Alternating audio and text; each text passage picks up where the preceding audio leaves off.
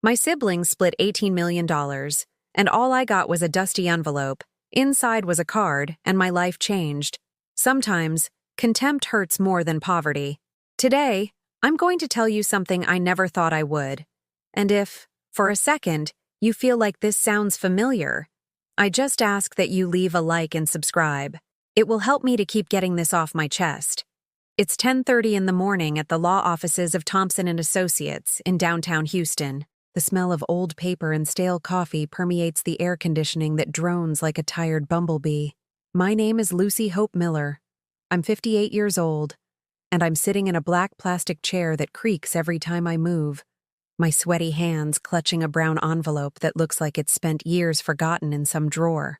To my right is Martin, my 62-year-old brother, dressed in a designer gray suit that probably costs more than I make in 3 months.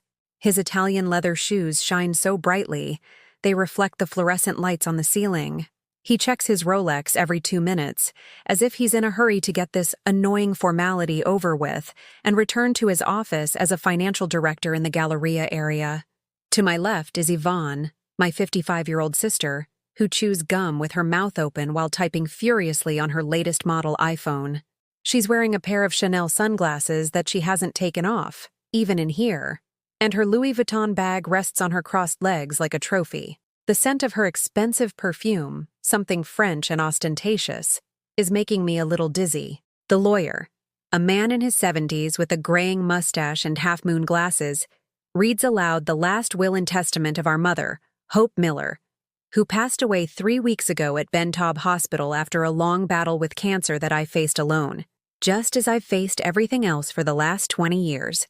To Mr. Martin Miller, I leave the lake house on Lake Conroe, valued at $400,000, plus the investment account at Bank of America in the amount of $700,000.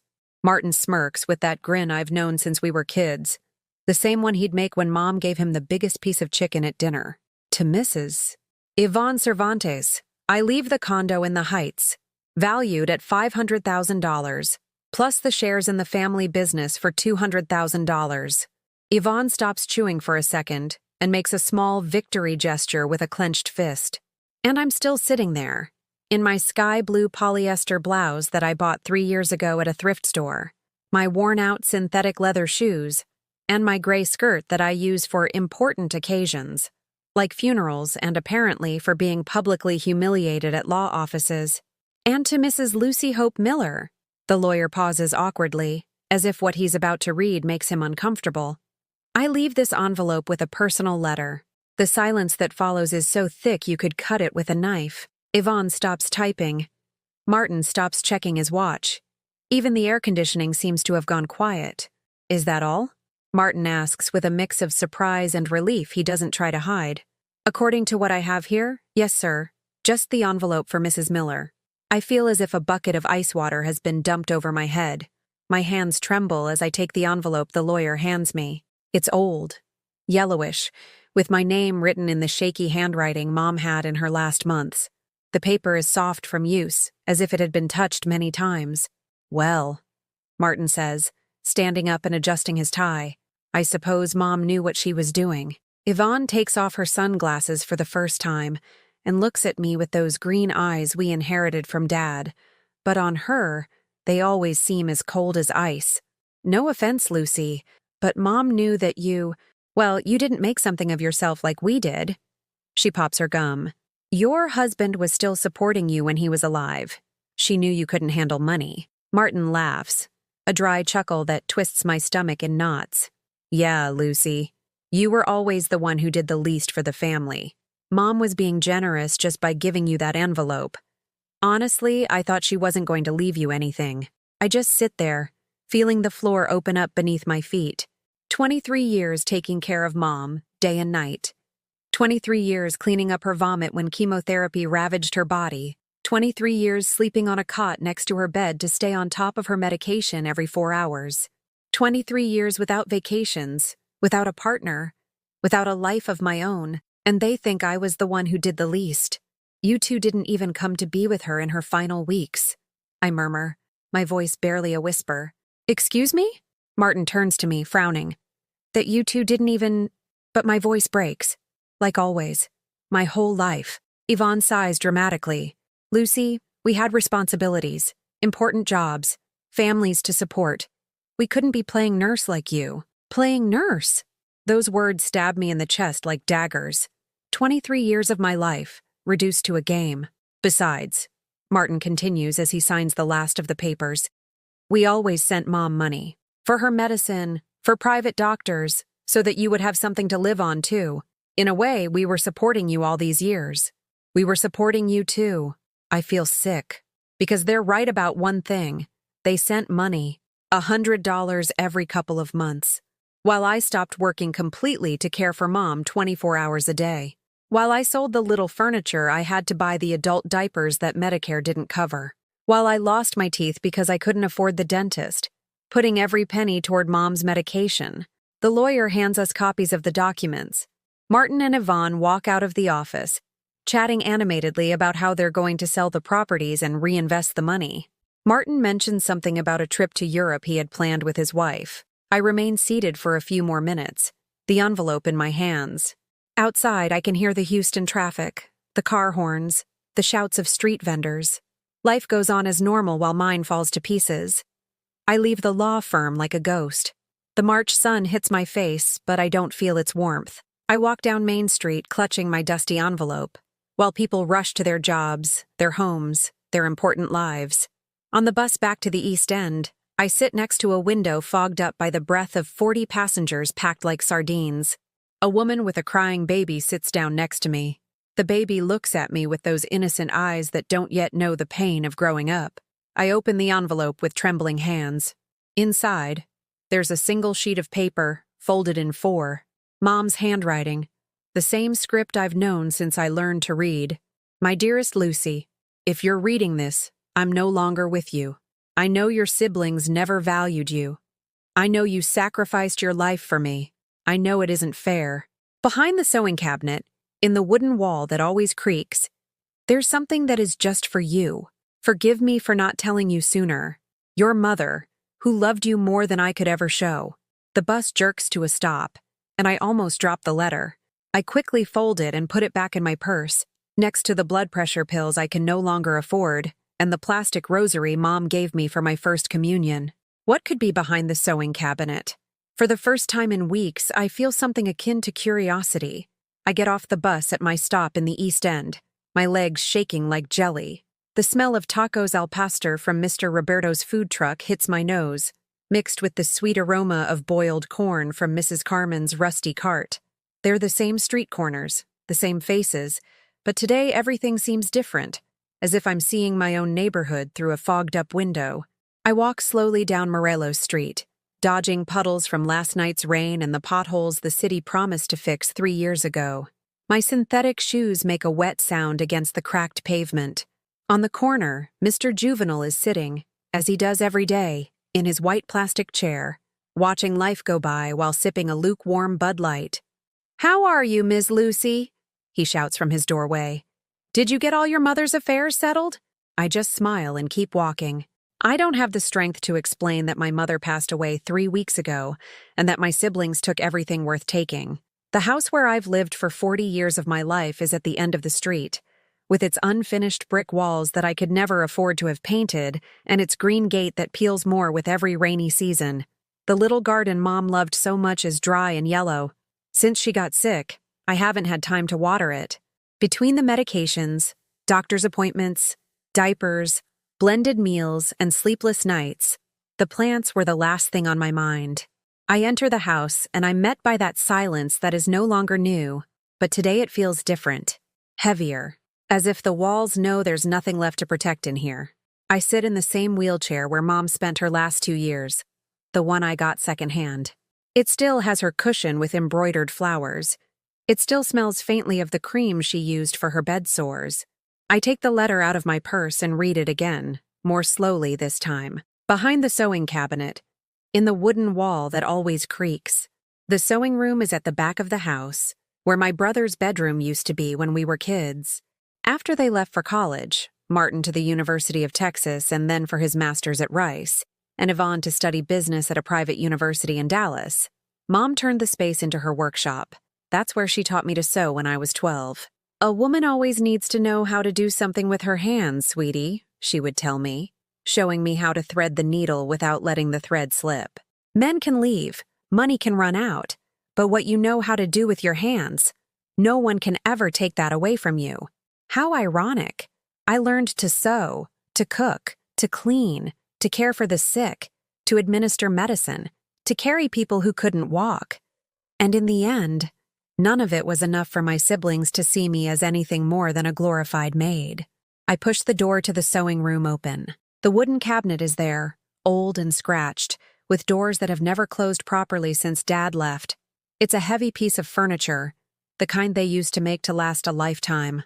Mom kept her fabrics in there, her patterns, spools of thread in every color that she bought each month at the craft store. The strange thing is, I never noticed that the wall behind it creaked, but now that I'm paying attention, when I push the cabinet to move it, it does indeed sound as if the wood is loose. It takes me almost half an hour to move the cabinet. It's as heavy as if it were filled with stones. When I finally manage to slide it about a foot, I see that there is indeed a loose wooden plank on the wall. It looks like someone loosened it on purpose. I remove it carefully, and behind it, I find a hole in the wall, like a small secret cave. Inside is a rusty tin box, the kind that used to hold Royal Dansk butter cookies. I take it out, and it's heavier than I expected. I sit on the cold tile floor and open the box with hands that tremble so much I can barely lift the lid. Inside is a set of keys, several folded papers, and a document with official seals. I pick up the papers first and unfold them carefully. They are yellowed and look fragile. The first one is a deed, a property deed in my name. Lucy Hope Miller, owner of the house located at 247 Morelos Street. I read the date, March 15, 2006, 17 years ago. For 17 years, this house has been mine, and I never knew. I feel like I've been kicked in the stomach. For 17 years, I continued to live here as if I were a tolerated guest. For 17 years, I asked Mom's permission for any change, no matter how small. For 17 years, I felt guilty for using her house while I took care of her. And for 17 years, she knew it was mine and never told me. The second paper is a bank statement. A savings account in my name, with a balance that makes me read it 3 times to make sure I'm not seeing things. $84,700. $84,700. More money than I have ever seen in my entire life. The third document is more complicated, full of words I don't fully understand, but it says something about a trust and mentions my name several times. It also mentions a property that was sold in 2019 and that the money is held until the beneficiary turns 58. I turned 58 2 months ago. I just sit there on the cold floor, surrounded by papers that completely change everything I thought I knew about my life, my mom, my future. Outside, I hear kids playing soccer in the street, their shouts of joy mixing with the sound of passing cars and the music coming from Mr. Raoul's corner store. Why did Mom never tell me? Why did she let me live like a beggar in my own house? Why did she let me feel guilty for every dollar I spent, for every repair the house needed, for every moment I thought I deserved something better? I remember all the times I told my siblings I needed help to fix the leaking roof. It's not our house, Lucy. It's Mom's. If she wants to fix it, let her. And I would fall silent, carrying buckets when it rained, laying down towels so the furniture wouldn't get wet. I remember when the water heater broke and I showered with cold water for 3 months until I could save up for a used one. Ask Mom, they'd say. And when I asked Mom, she would tell me she didn't have the money, that life was too expensive, that we should wait for prices to go down. Meanwhile, she had almost $100,000 saved in my name. I get up from the floor, my knees stiff, and walk to the sewing room window.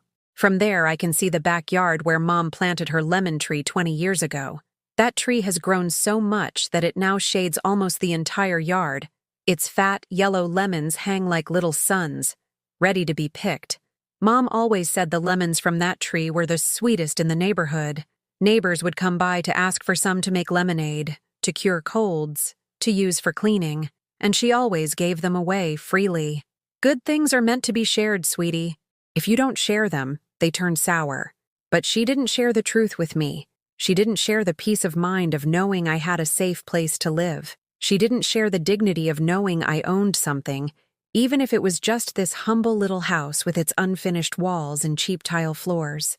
Was it to protect me? Was she afraid Martin and Yvonne would pressure me to sell? Was it because she thought I couldn't handle money, just like they said? Or maybe it was because she felt guilty. Guilty for letting her other children treat me like the sister who didn't make something of herself. Guilty for never defending me when Martin called me a freeloader. Guilty for never telling Yvonne to stop talking to me like I was her maid. Guilty for letting me sacrifice my entire life to care for her, while they built their important lives in their important cities with their important jobs. I take the keys from the box. One of them is clearly for this house. I recognize it because it's identical to the one I have. I don't know what the other two open, but I'll keep them safe. I fold the papers carefully and put them in a plastic bag to protect them from moisture. Tomorrow, I'm going to the bank. I'm going to the county clerk's office. I'm going to confirm that all of this is real and not some cruel dream. But for now, for the first time in 17 years, I stand in the yard of my house, and I shout, "I own this house." My voice is lost in the noise of the city, but I hear it as clear as a bell. For the first time in my life, something belongs completely to me. That night, I couldn't sleep a wink. I lay in the twin bed where I've slept since Dad left, my mind racing with everything I had discovered. Every time I closed my eyes, I saw Martin's face telling me Mom had been generous to leave me that envelope. Every time I lay still, I heard Yvonne's voice calling me a lost cause. At 5 in the morning, I was already up, making the last of the coffee I had in the house. Cheap, instant coffee that tasted like wet cardboard, but it was all I could afford. While I waited for the water to boil, I stood in the kitchen looking at the chipped tiles I could never replace, the wooden cabinets that were falling apart, the stained sink that never looked clean no matter how hard I scrubbed. All of this is mine. Mine for 17 years. And I've been living here like someone just crashing on the couch, asking permission to even change a light bulb. The coffee tasted more bitter than ever. At 8 o'clock sharp, I was standing outside the Community Trust Bank on Kirby Drive, waiting for it to open. I carried all the papers in a pink plastic folder I'd bought years ago at the corner store, the same one I used to keep Mom's medical receipts in. The bank teller who helped me was named Yasmin, a young woman, maybe 25, with long, glittery fake nails and eyelashes that looked like 2 black fans glued to her eyelids. She looked me up and down as I approached her desk, as if assessing whether I was worth her time. "How can I help you, ma'am?" she asked without looking up from her computer, typing something that sounded more urgent than my presence. "I'm here to ask about an account that I apparently have here," I said, my voice sounding small in that office with air conditioners humming like jet engines. I showed her the papers. Yasmin looked them over, her expression gradually changing from boredom to interest, and finally to something resembling respect. "Let me check the system, Mrs. Miller." Her fake nails clicked like tiny drums against the keyboard as she typed in numbers and codes I didn't understand. "Yes, ma'am. You have a savings account with a current balance of $124,700. $124,700. The amount had grown.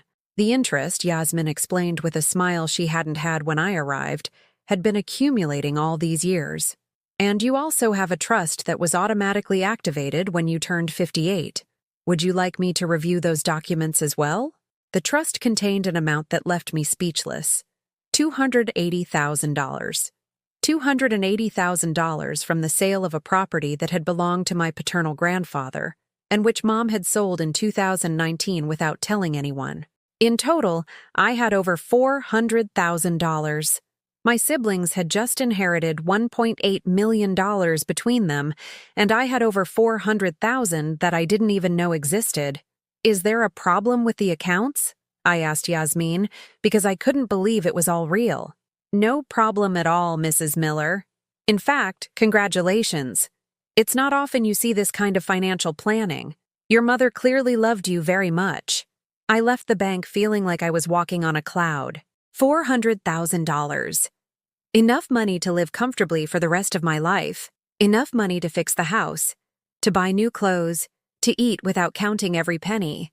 Money that had been there the whole time while I was losing sleep calculating if I could afford my blood pressure medication.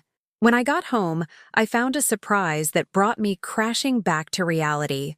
Martin was standing at my front door, ringing the doorbell that hadn't worked in 3 years and shouting my name. "Lucy, open up! I know you're in there!"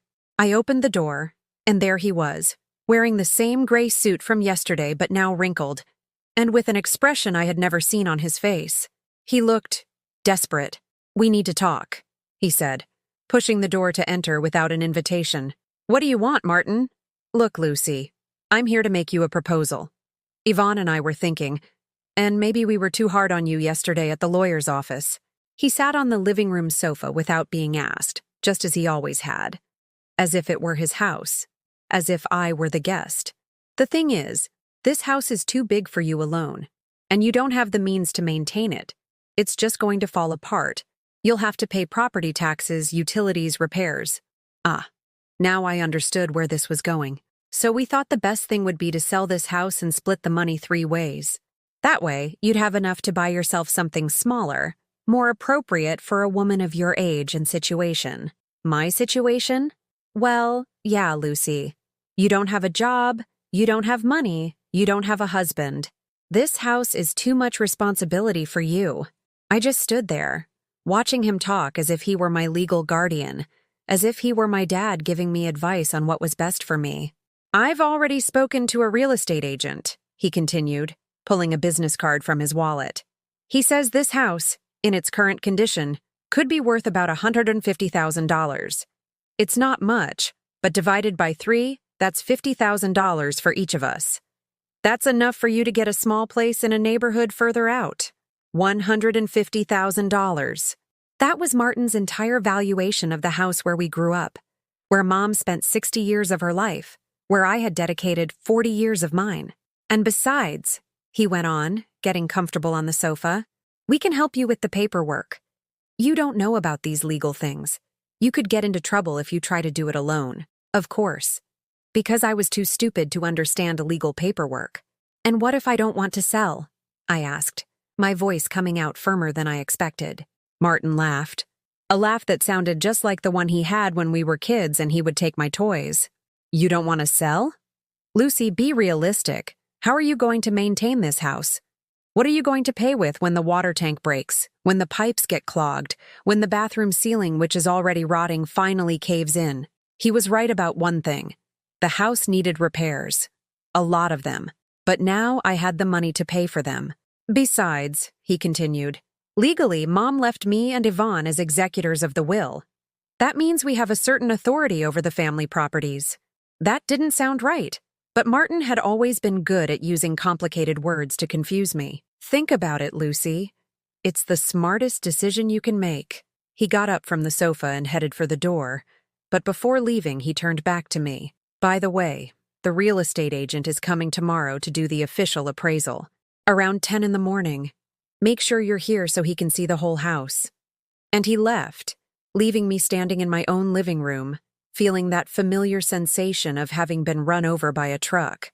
But this time was different. This time, I had information he didn't know I had. That afternoon, I went to the county clerk's office. It was downtown, in a gray, ugly building that seemed designed to discourage people from getting things done. After waiting in line for 2.5 hours, a clerk with a sour face confirmed what I already knew. The house was registered in my name as of March 2006. "And what does that mean exactly?" I asked him. "It means you are the sole legal owner, ma'am. No one else has any rights to this property. Not siblings, not executors, nobody. Even if they were named executors of the will?" The clerk laughed as if I'd told a joke. "Executors have no power over properties that aren't included in the will, ma'am. If this house has been yours since 2006, it has nothing to do with your mother's estate." I walked out of the county clerk's office, feeling something I hadn't felt in years. Power. Real, legal power, backed by official documents and government seals. That night, as I ate a fried egg with beans, but this time knowing I could afford something better if I wanted, I made a decision. Tomorrow, when Martin's real estate agent arrived, I would be waiting for him. Not to sell my house. but to tell him to go appraise another property, because this one was not for sale. For the first time in 58 years, someone was going to have to accept a no from me as the final answer. At 10 o'clock the next morning, the broken doorbell was replaced by sharp knocks on the door. It wasn't just the real estate agent. It was Martin, Yvonne, and a man I didn't know, dressed in a white shirt and carrying a black briefcase, standing behind them like a soldier awaiting orders. I opened the door, and there they were, like an official delegation arriving to take control of enemy territory. "Good morning, Lucy," Martin said with a smile that didn't reach his eyes. "This is Mr. Martinez, the real estate agent I mentioned yesterday." Mr. Martinez extended his hand with the false confidence of a professional salesman. "A pleasure, Mrs. Miller. Your brother explained the situation. I'm here to do a quick appraisal so you can proceed with the sale as soon as possible."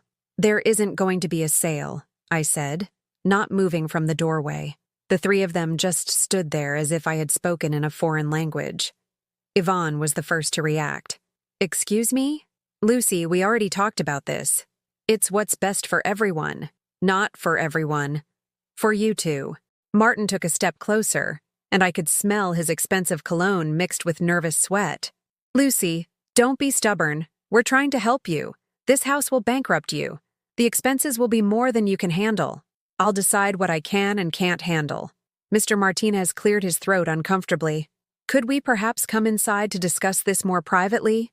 It's not appropriate to discuss these matters on the street." "No," I replied firmly. "This is my house, and I decide who comes in." It was the first time in my life I had said no to Martin so directly.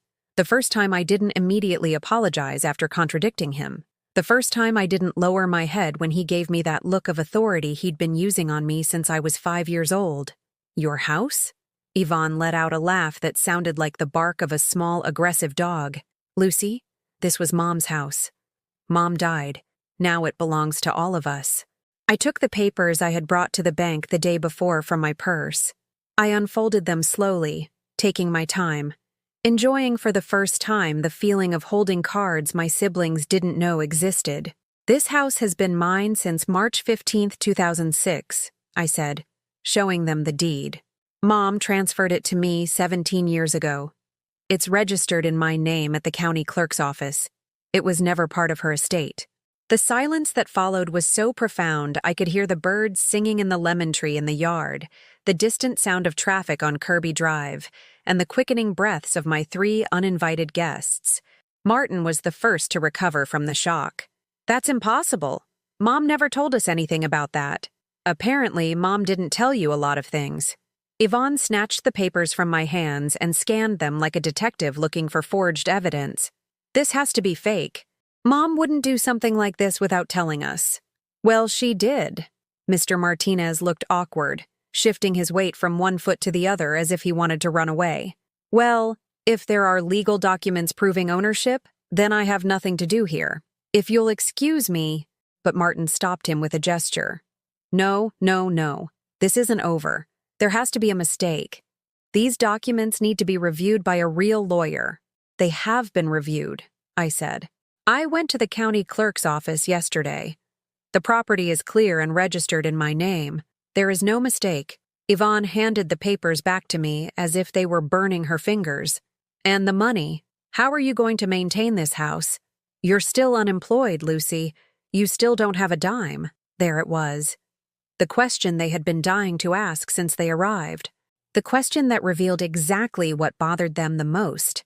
Not that I owned the house, but that they couldn't control me through my poverty. "That's not your problem," I replied. "Of course it's our problem," Martin shouted, losing his composure for the first time. "We're your siblings. We can't let you starve because of your pride. You're not going to starve because of my pride. You're going to die of anger because you can't push me around anymore." The words flew out of my mouth before I could stop them, but I didn't regret them. It was the purest truth I had spoken in years. Yvonne's face turned as red as a ripe tomato. "Push you around? Lucy, we've always helped you. We've always given you money when you needed it.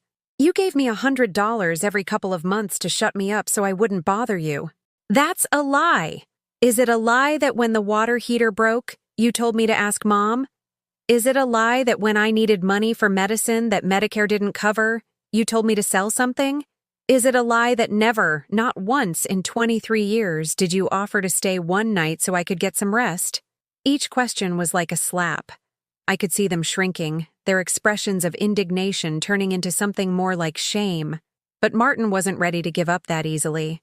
We had our own responsibilities, our jobs, our families, and I didn't have the right to a life because you two decided my destiny was to be the family's free caretaker. Mr. Martinez took advantage of a pause in the argument to mumble something about other commitments and scurried to his car like a rat fleeing a sinking ship. The three of us Miller siblings were left standing at the door of my house, looking at each other as if for the first time. "You know what, Lucy?" Yvonne said in that voice she used when she wanted to sound superior. "Maybe you're right. Maybe you should keep the house. But when you run out of whatever money you have saved, because we know you don't have much, don't come crying to us. Don't worry. I won't come crying to you." "Oh no. And what are you going to do when you have to pay the property taxes? And when something breaks? And when you need to see a doctor? You've never known how to handle money, Lucy. In 6 months, you'll be begging us to help you." Martin nodded as if Yvonne had said something profound. "Exactly. And by then, we might not feel like helping you. We might not be as generous as we've been all these years." I stood there looking at these two people who shared my blood, who had grown up with me in this very house, who had eaten the food Mom cooked with the money I earned cleaning other people's houses when I was 14. And I realized something I should have understood a long time ago. They had never seen me as their sister. They had always seen me as their reliable housekeeper. "All right," I told them. "I'll see you around." "See you around?" Martin frowned as if he didn't understand. "Yes, I'll see you when I see you. If I see you." And I closed the door. I heard them outside for a few minutes, talking in low voices, probably trying to decide whether to knock again or leave. Finally, I heard their footsteps walking away on the sidewalk, the sound of Martin's car engine starting, and then silence. I leaned against the closed door, my heart pounding like a drum. I had done something I never thought I could do. I had told my siblings the truth and thrown them out of my house. My house. I walked to the kitchen and poured myself a glass of water, but my hands were shaking so much that I spilled half of it. It wasn't exactly fear. It was more like the adrenaline people must feel when they jump out of a plane. I had taken a leap of faith, but I didn't know yet if my parachute would open. The phone rang an hour later. It was Martin. "Lucy, we've been thinking. Maybe we can reach an agreement." "What kind of agreement?" "You keep the house, but we manage your finances, to protect you from yourself, to make sure you don't waste all your money on foolish things." I hung up without a word. The phone rang again 5 minutes later. This time it was Yvonne. "Lucy, don't be childish. Martin is just trying to help you." I hung up again. It rang a third time. I didn't answer. And it kept ringing for the rest of the afternoon. But by then I had already unplugged the cord from the wall. For the first time in years, my house was completely silent. And for the first time in my life, that silence didn't scare me. It gave me peace. I woke up the following Saturday without the sound of the telephone for the first time in a week. I had left it unplugged since the day of the confrontation with my siblings, and the silence in my house had become something precious, like a treasure I had been searching for my whole life without knowing it existed. I stayed in bed for a few extra minutes, something I hadn't done in 23 years.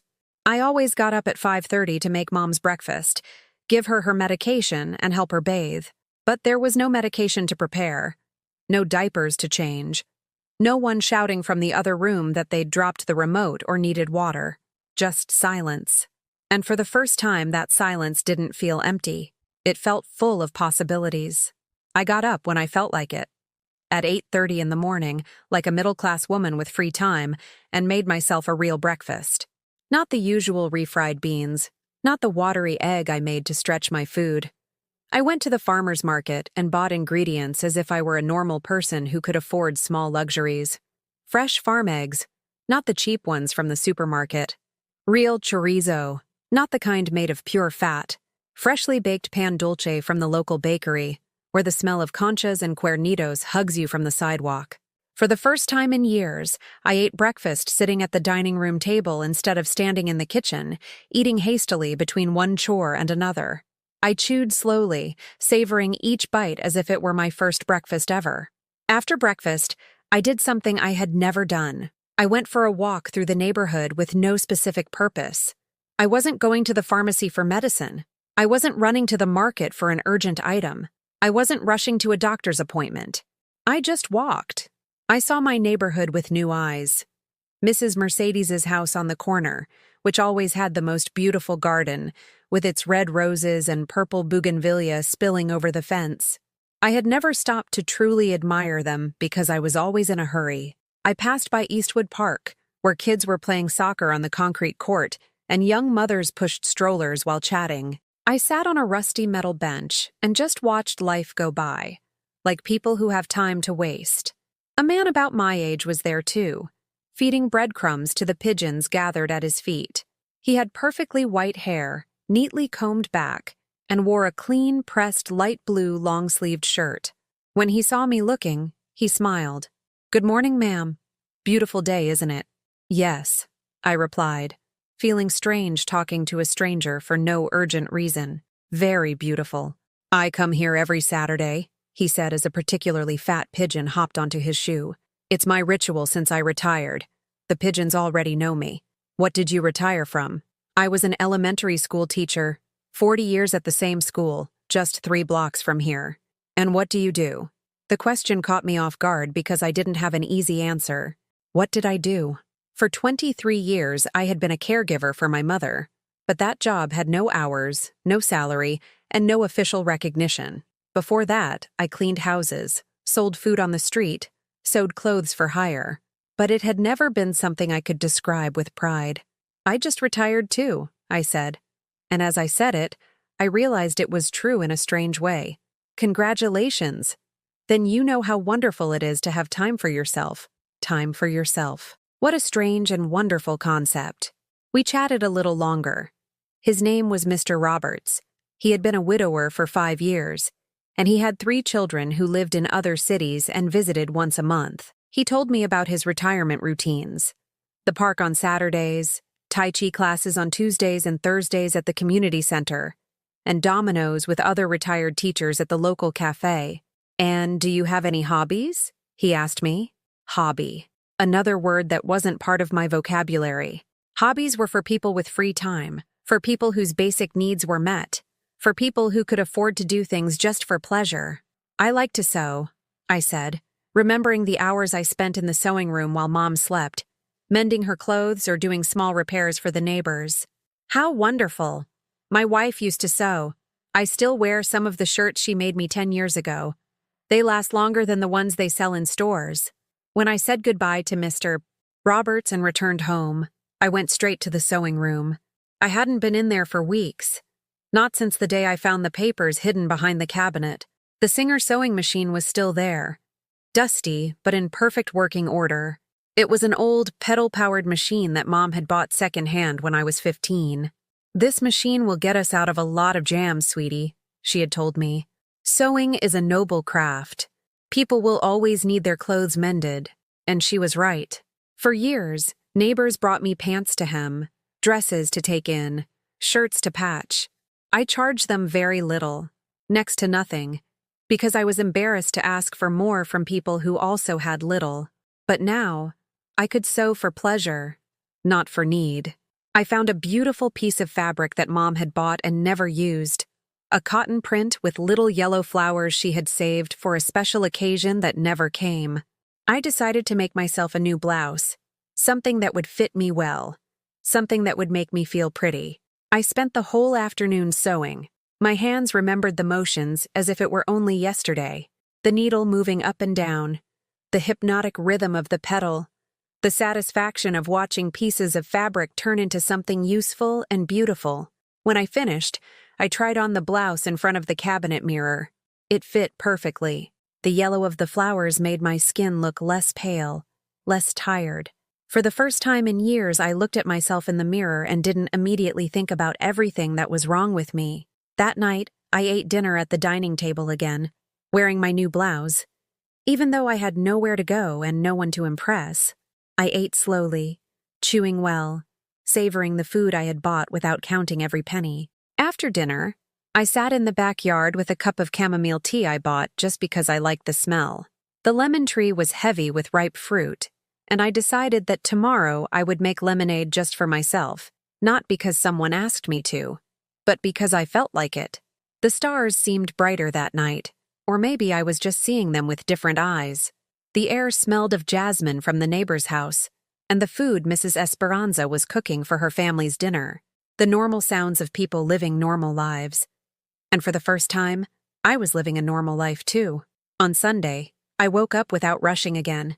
I made myself coffee from beans, not the instant kind, and sat in the yard listening to the birds while I planned my day. I decided to go downtown, something I hadn't done in years unless it was for an urgent errand.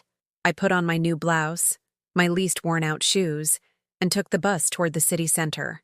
I walked the downtown streets like a tourist in my own city. I stopped at the large farmers market to look at the flowers, the textiles, the crafts I had always glanced at while rushing past. I went into the cathedral and sat in one of the wooden pews, not exactly to pray, but to be silent in a beautiful place. The sunlight filtered through the stained glass windows, creating patterns of blue and red on the marble floor. There were tourists taking pictures, families with small children, elderly women praying the rosary, normal life, people doing normal things on a Sunday, and me too, for the first time, doing normal things on a Sunday.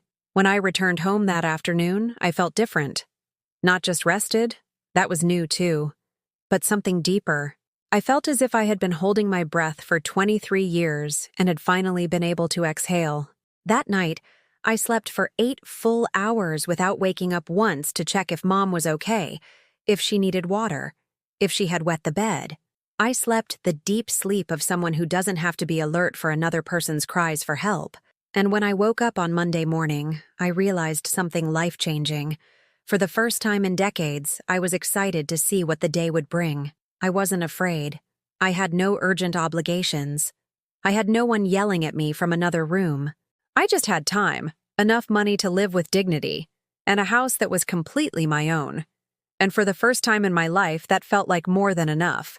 It felt like freedom.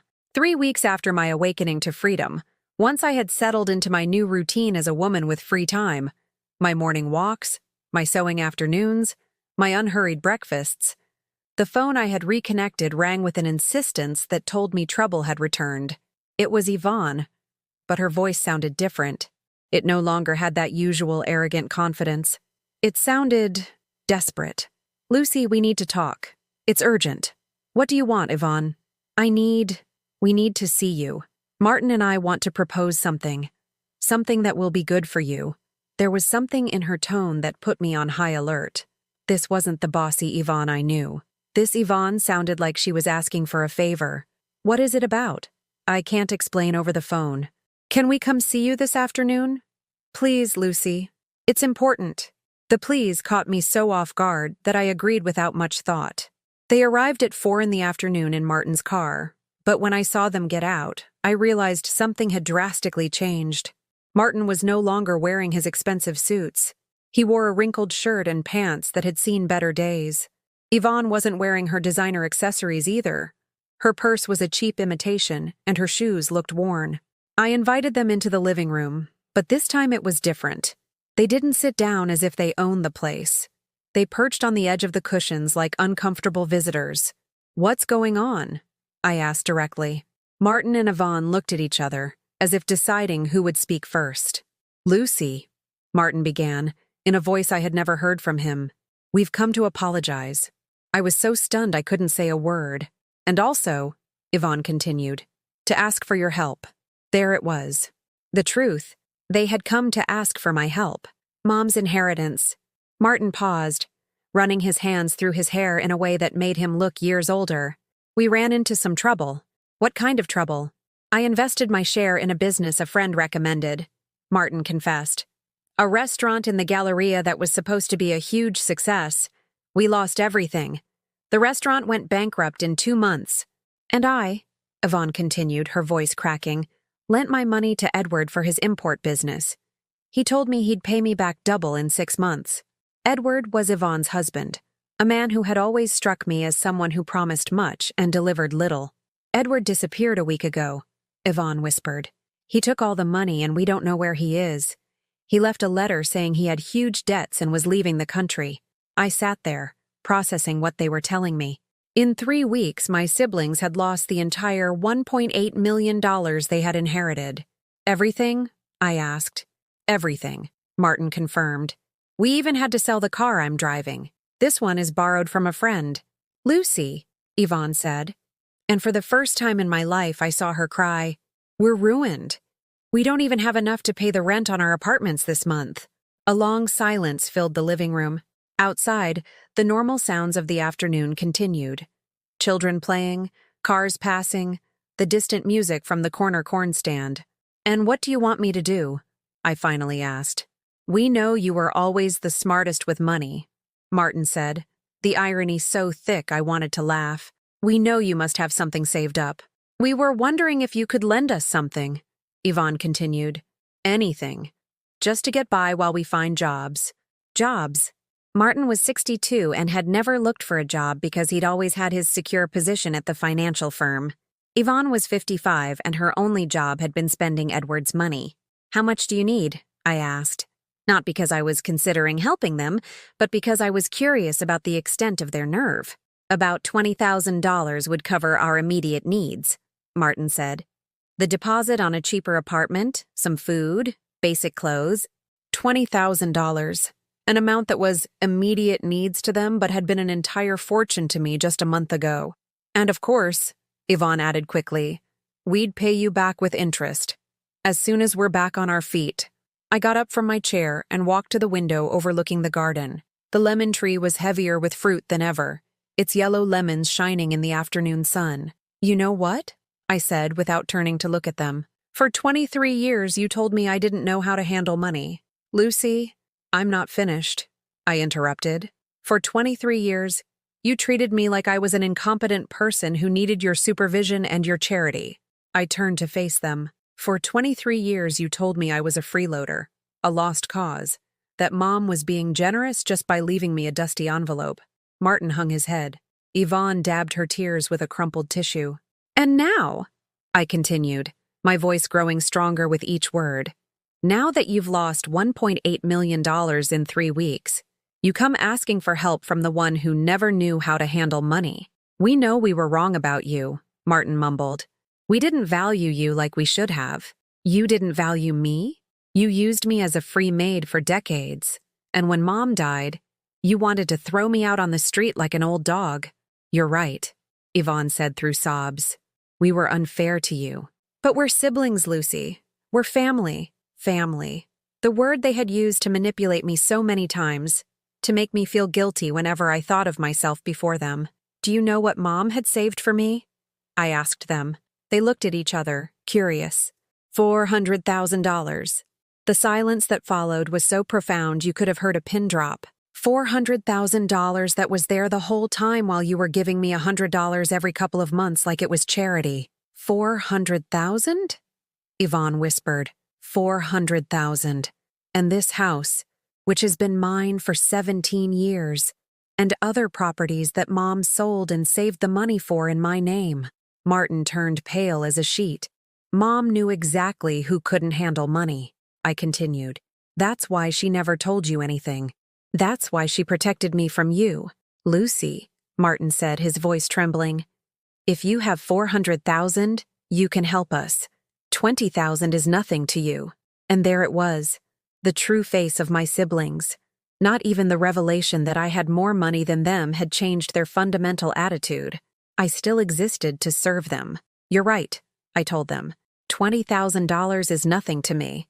I saw a flicker of hope in their eyes for the first time in the entire conversation, and that's precisely why I'm not giving it to you. The hope vanished like smoke. What? I'm not giving you a single penny. But we're your siblings, Yvonne started to say. No, I interrupted her. Siblings don't treat their sisters like maids. Siblings don't abandon their sisters when they need help. Siblings don't belittle their sisters for decades and then show up asking for favors. I sat back down in my chair, feeling calmer than I had in years. You are not my siblings. You are two strangers who shared a house with me when we were children. Martin shot up from his seat. This is revenge. You're just getting back at us because you're bitter. It's not revenge, Martin. It's justice. It's life making you pay for all the years you treated me like dirt. You can't leave us on the street, Yvonne cried. Of course I can. You were perfectly willing to leave me on the street. Yvonne kept crying, but now her tears seemed as fake as her apologies. Besides, I added, you told me you weren't going to be so generous with me anymore. Well, I'm not going to be generous with you either. Martin walked to the door with furious steps.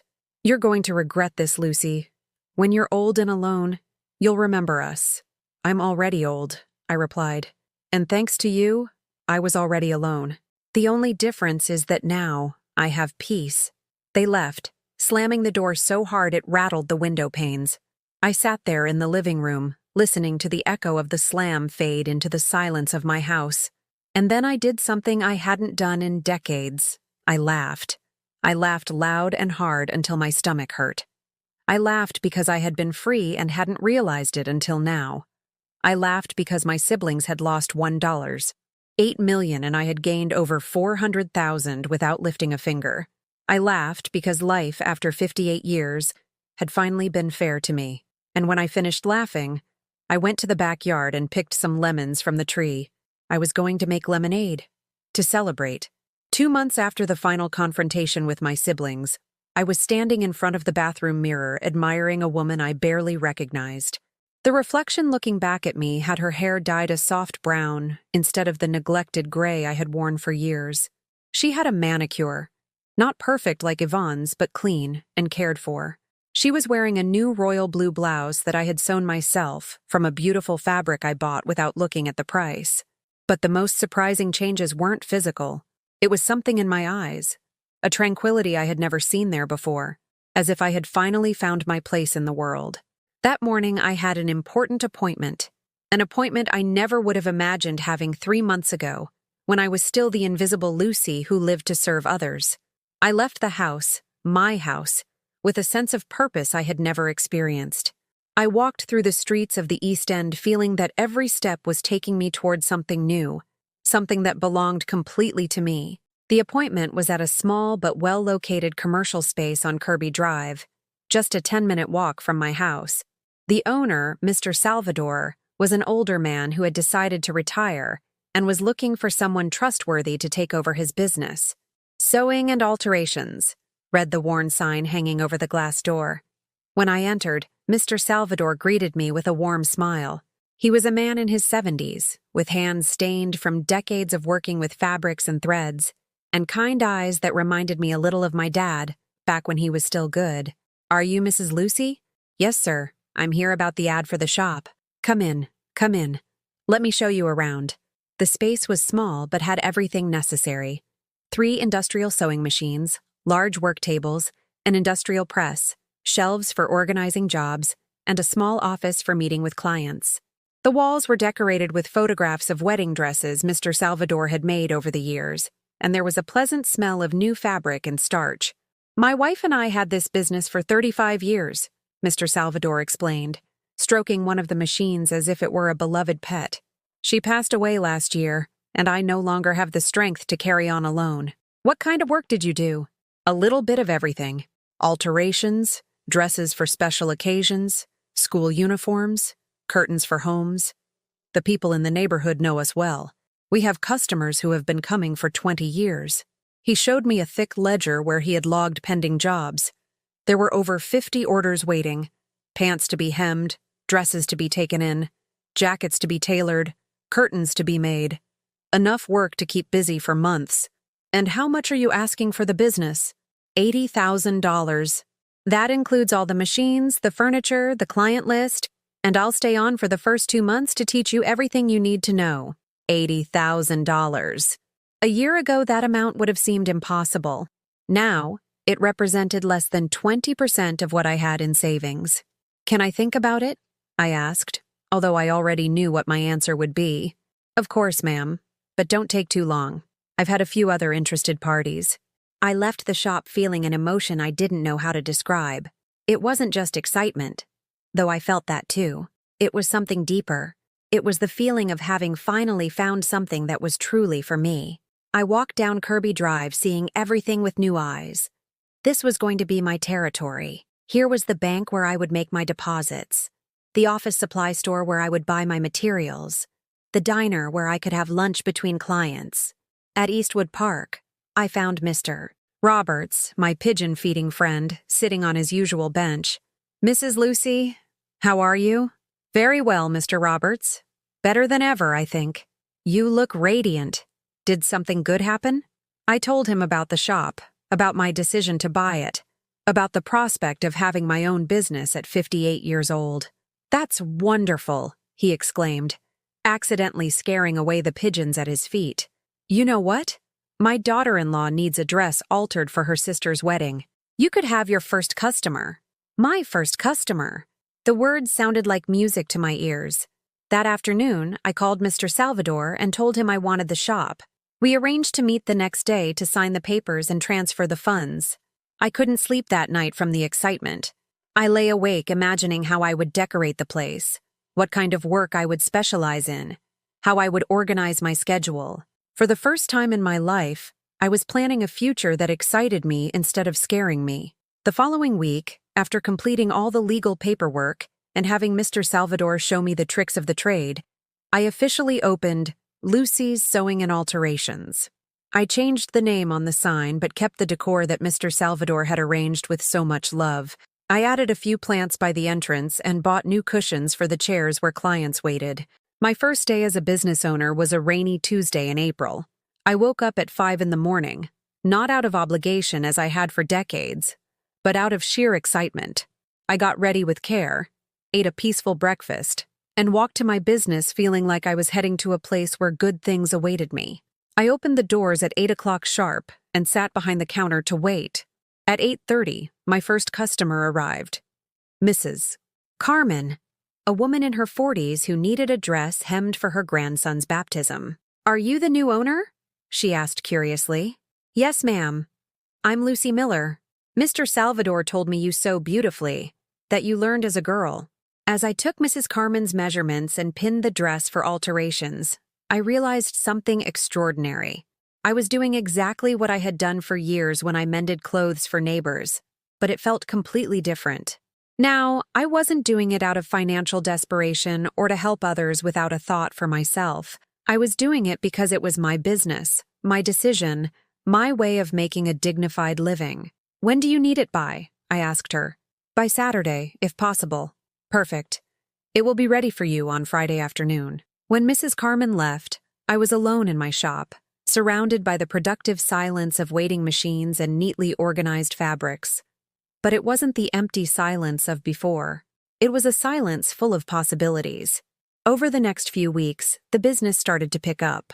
Mr. Salvador's clients gradually returned, and new ones came in, recommended by neighbors who had seen my work. Soon, I had enough work to keep me busy 8 hours a day, 6 days a week.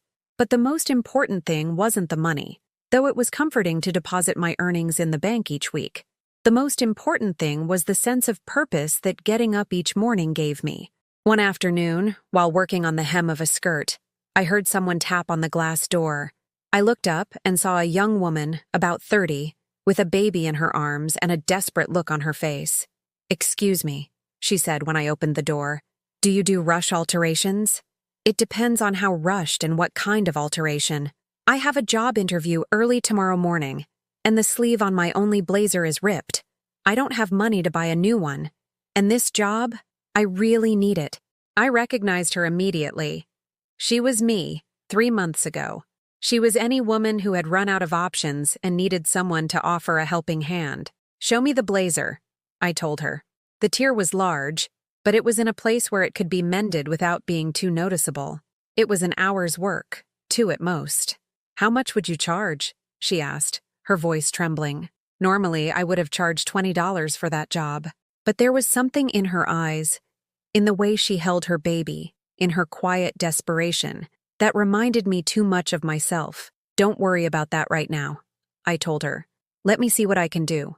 I worked on her blazer until 9 o'clock that night, long after my normal hours. When I finished, it looked as good as new. Better, in fact.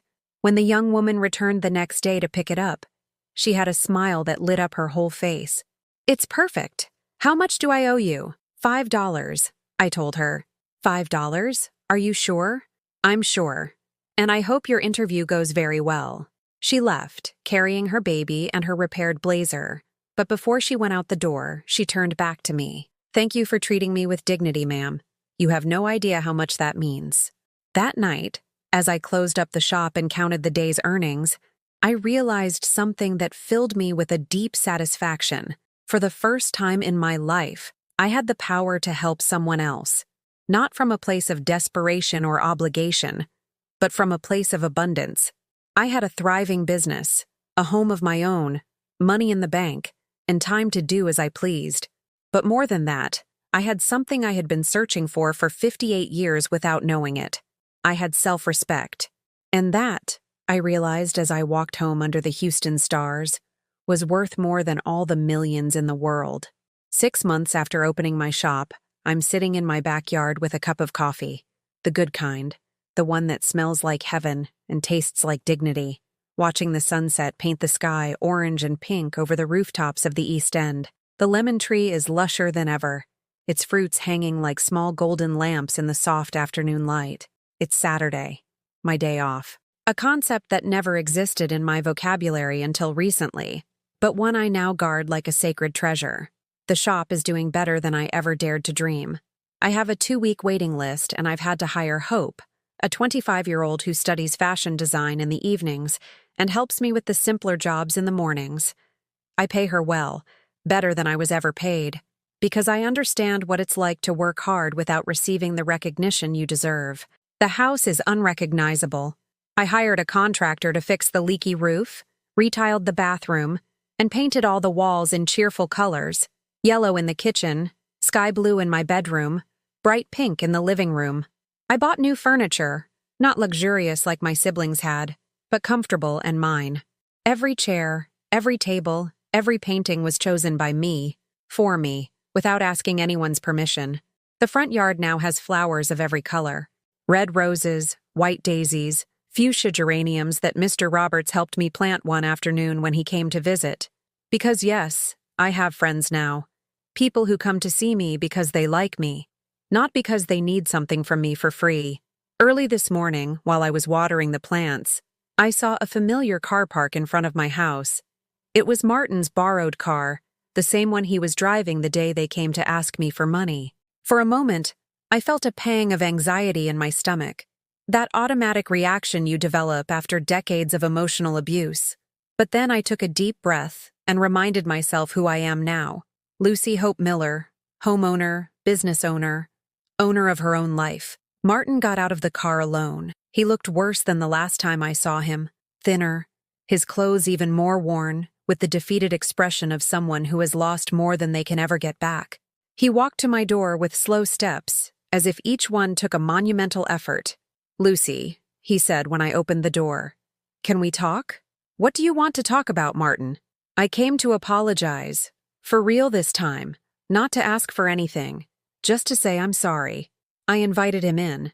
Not because I trusted him, but because I was curious to see what he had to say. He sat on the edge of the new sofa, looking around with an expression I couldn't quite decipher. Surprise? Envy? Regret? "The house looks beautiful," he said finally. "Mom would be proud." "What do you want, Martin?" "I want to tell you that you were right about everything. Absolutely everything." He paused for a moment, as if gathering the courage to continue. "Yvonne and we've been living in a rented room in Pasadena. We work at a garment factory the night shift. We make minimum wage between the two of us." I said nothing. I just waited for him to continue. "And every night when we get back from the factory, we talk about you. About how we treated you. About how we wasted what Mom gave us. About how we were so blind we didn't see that you were the only one who truly sacrificed for this family." The words sounded sincere, but I had learned not to trust my siblings' words. "We heard about your shop," he continued.